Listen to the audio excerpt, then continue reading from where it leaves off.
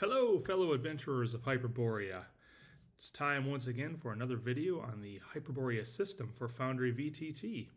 I'm Dave, the developer of the system, and today I'm here to talk to you about all the dice rolls that are available in the character sheet. We're just going to focus on the character sheet today, not going to talk about the monster sheet or any other types of dice rolls that might be available. Because the character sheet has the majority of the functionality, and this will just be a fairly short video. So let's dive right into it here.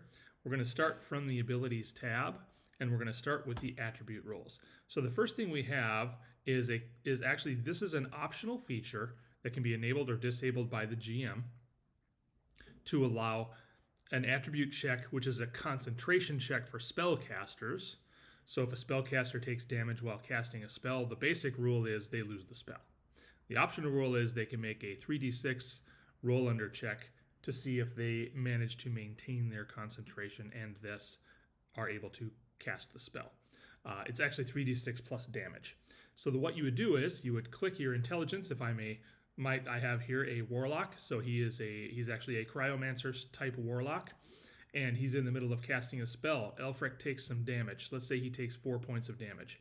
We're set up to do just a straight up 3d6, but we do need to add actually -4 as a penalty to his die roll to make it more difficult to succeed because he took 4 points of damage. Then I'm going to click roll, and you can see now it rolls and it does the math.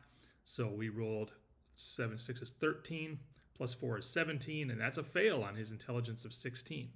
So that's one roll. Wisdom works exactly the same way.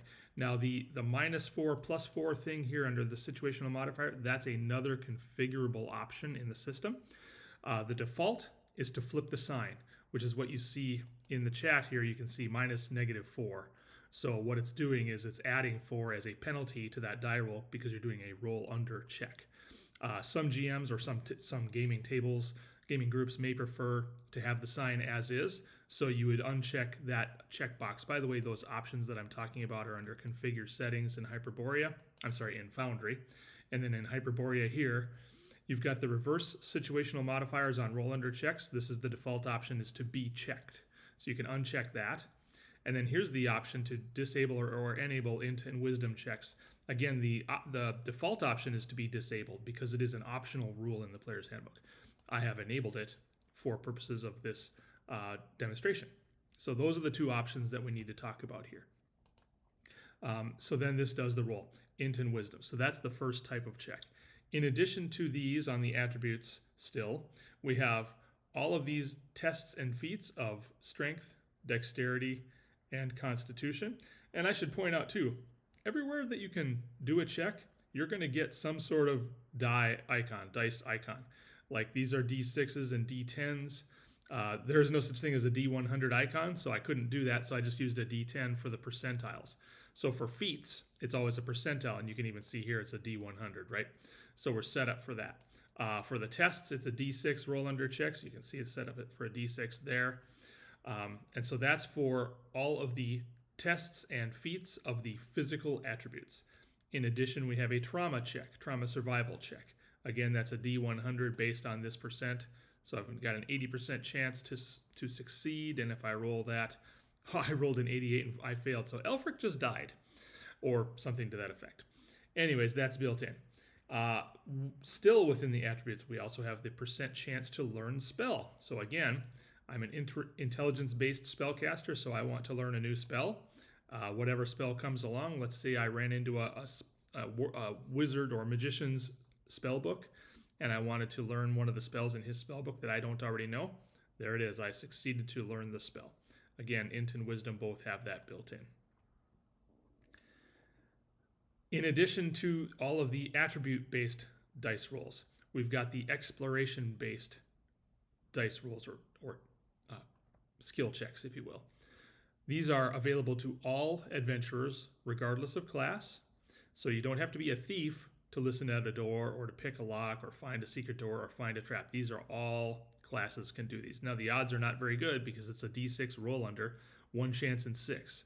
So a standard non-thief adventurer, I could still attempt to pick a lock and have 1 chance in 6 of success. I failed. or 1 chance in 3, aka 2 chances in 6 of successfully finding a secret door. And you'll notice that this actually did a GM private role. I'm logged in as GM so I can see it. But of course, the player doesn't necessarily know if they were successful or not in their check, so you want this just to go to the GM. Pick lock is obvious if you were successful or not. Listen at door is also private GM by default. I'm sorry, I should say blind GM. And find trap, same thing, blind GM. So the player does not know if they were successful or not. So these are all built into the character sheet as well. And these numbers are the base numbers in the player's handbook. So you can, of course, adjust them with a situational modifier, or maybe some magic item comes along that simply improves your odds. So then you can edit this field and make it a 2 because you've got some sort of magical hearing device that helps you hear better or something like that. So, but these are the base numbers. When you create a new character in the system, these are going to be populated just as shown here. Okay, finally, the last thing on the abilities tab is the class abilities. Now for a warlock, there's really only one class ability that has a check attached to it, and that's this extraordinary strength, which is the same as this feat of strength up here. And the current version, which is the latest version of the Hyperborea system for Foundry in development right now, in beta, it correctly calculates this 32 based on your strength, 17, plus this feat. So because I am a warlock and I get this extraordinary strength, it takes 17, which would give me a 24% chance. It adds the plus 8% as it describes right here, and makes it a 32% chance. So that the sheet does that automatically now. So I can actually roll feat of strength from here or here, and it does the same thing. The text is a little different because it's basing it off the class ability. So you see extraordinary strength check versus feat of strength. But they do the same roll. It's going to do a 32% chance roll under, and we're going to see, hey, look at that, I was successful.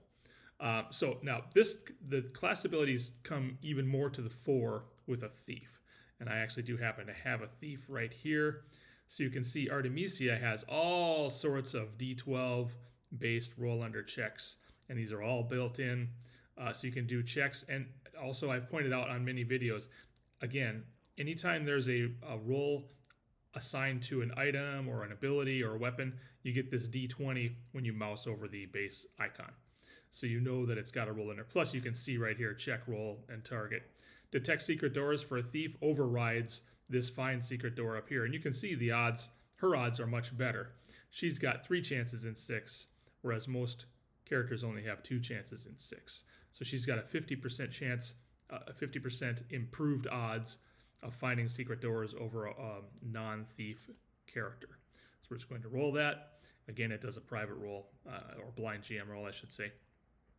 So this covers, and again, extraordinary dexterity, same way as I showed with the warlock. So this covers everything on the abilities tab.